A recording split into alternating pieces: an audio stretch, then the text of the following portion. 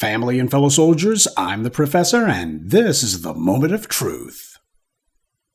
This morning's briefing is going to be about the Texas floods, and before we go any farther, I just want to let some of the folks know that I understand that everybody believes something and that this might drift a little bit close to conspiracy corner, though for those of you who have listened to me for any appreciable length of time, like Dave Chappelle said, I'm a conspiracy theorist to a point. Now, some people have said that the Texas floods that have taken place was some sort of divine justice. I'm not necessarily a big believer in that, but people have said that, and hence we ought to discuss it. Is the recent catastrophic flooding that's taken place in Texas some sort of divine judgment?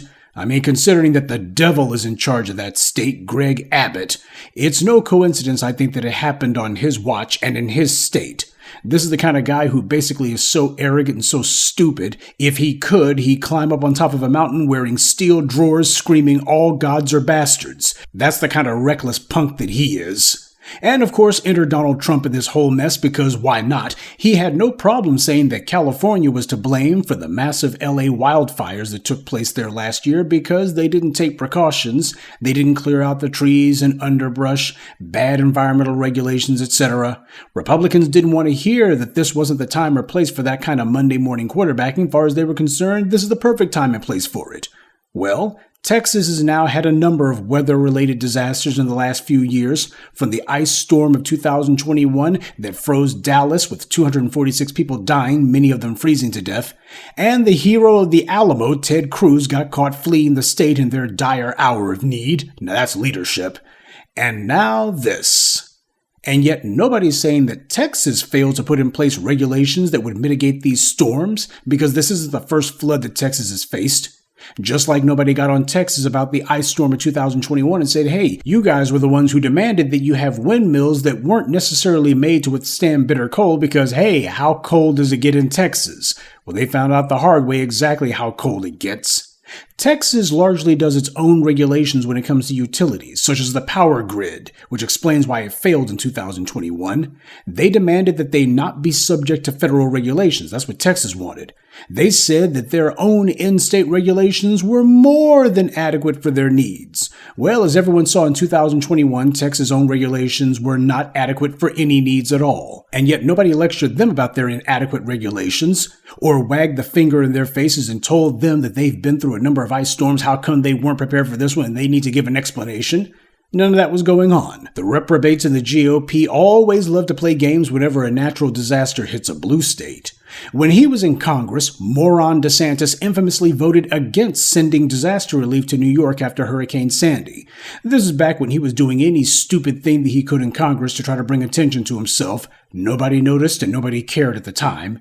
And then later, when he became governor of Florida, he wound up having to beg Joe Biden for disaster relief. Go figure. Look, it's one thing to be provocative, but it's another entirely to be contrary simply for the sake of being contrary. That kind of thing comes back to bite you in the behind if you're stupid, which DeSantis is. Now, there's another idiot who not only took his state from being prosperous and affordable to being a basket case, but he's also a perfect case study in how sometimes these natural disasters could easily be seen as basically divine justice for the incompetent. In this case, I think things should work the same. There shouldn't be any disaster relief going to Texas, at least not with Greg Abbott in charge. Tell Abbott and the rest of his inbred buddies that the federal government needs to save money, especially at times like this, that disaster relief is the responsibility of the individual states, and that if he wants any federal relief, he first needs to explain how this happened in the first place, considering that Texas has had plenty of heavy rains before.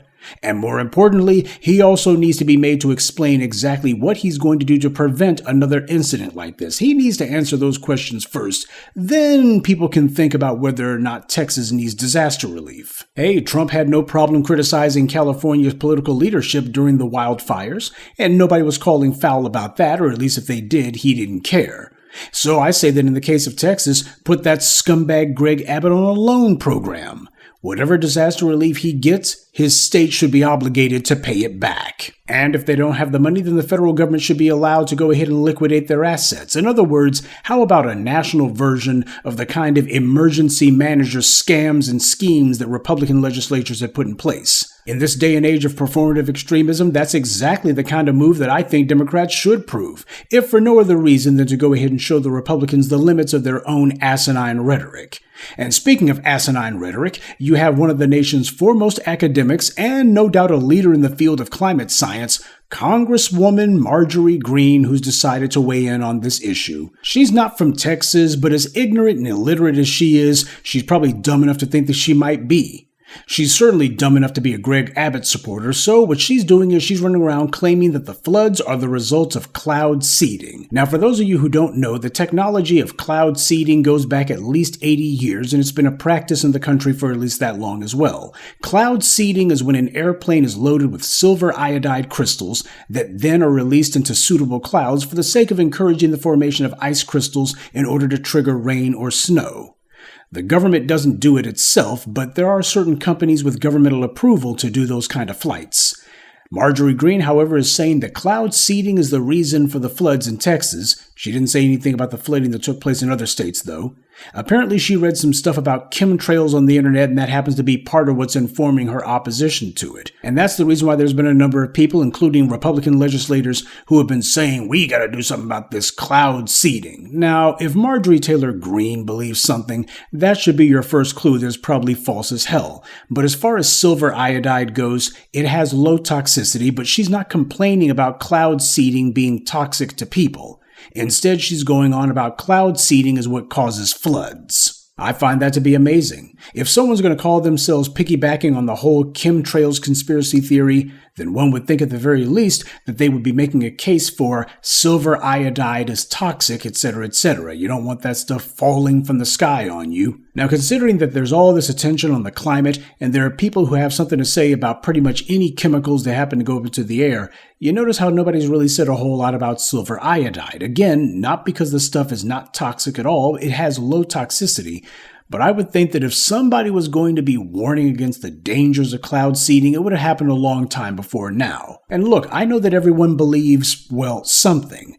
But truth of the matter is, I'm never going to believe Marjorie Greene. And sure, there's always the off chance that this might be one of those rare occurrences where a stopped clock is right at least twice a day. But again, I gotta tell you, if what you believe begins to overlap with a nitwit like Marjorie Greene, then you probably went too far down that internet rabbit hole. What's happening in Texas right now is not the result of cloud seeding. You would have to have a hell of a lot more silver iodide be released in order to try to make anything even close to what's occurred.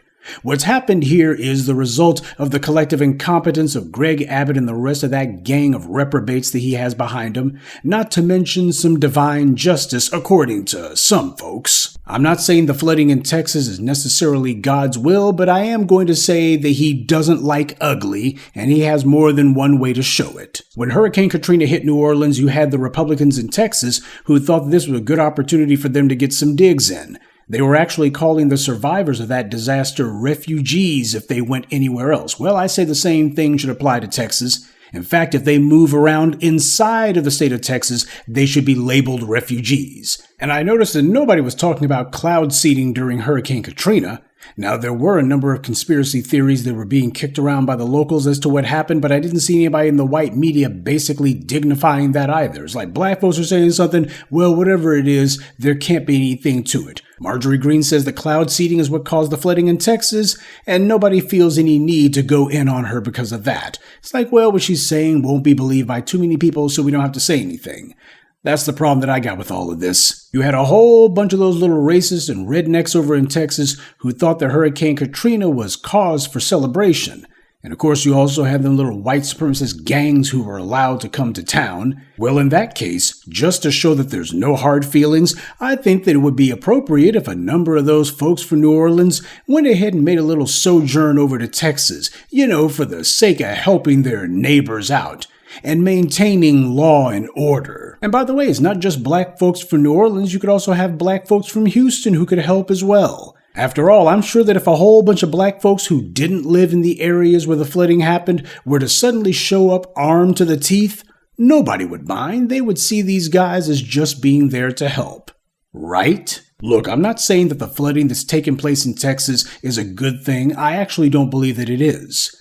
But I also believe that when people decide that they're going to embark on a path of being callous and disrespectful toward the well-being of black people, well, you can't be surprised when Mother Earth herself decides to hit you in the mouth. The reaction of the white media to this flooding has been exactly the opposite of what it was with Hurricane Katrina, and what happened in Katrina was far more devastating. And during Hurricane Katrina, you also had the same white media and their commentators who were essentially blaming the victims of Hurricane Katrina for their own condition after the storm passed. Nobody was asking why it is that all of those folks in Texas didn't just get out of the way. Why didn't they leave? This wasn't their first storm, and it's not as if the rains just suddenly went from 0 to 60. One moment it was dry, and the next moment you're up to your neck in water. No, that stuff built. And that being the case, why didn't they just go ahead and leave, get to higher ground? These were failures of common sense. At least that's what would be said if these were black people that we were talking about. What's happening in Texas right now is not just an administrative failing by Greg Abbott, though it certainly is that, but it's also a moral and spiritual failing by the misleaders of Texas. Their own callousness, their own sick glee that they took at the suffering in New Orleans 20 years ago, all of that stuff I think is coming back to bite them. They're getting a taste of their own medicine. And while nobody seriously expects those good old boy goofballs to actually learn anything from this experience any more than they did from the ice storm a few years back, it does go to show that the old slogan is right. Everything is bigger in Texas. Especially the stupidity. Good day. And be one. I'd like to take a moment to mention some of our contributors. Johnny Galden, Kenneth Johnson, Sharice Matthews, Olgap Butler, and Gregory Franklin. Salute to them and thank you to everyone for listening, liking, and sharing this message. Black empowerment only exists because of you.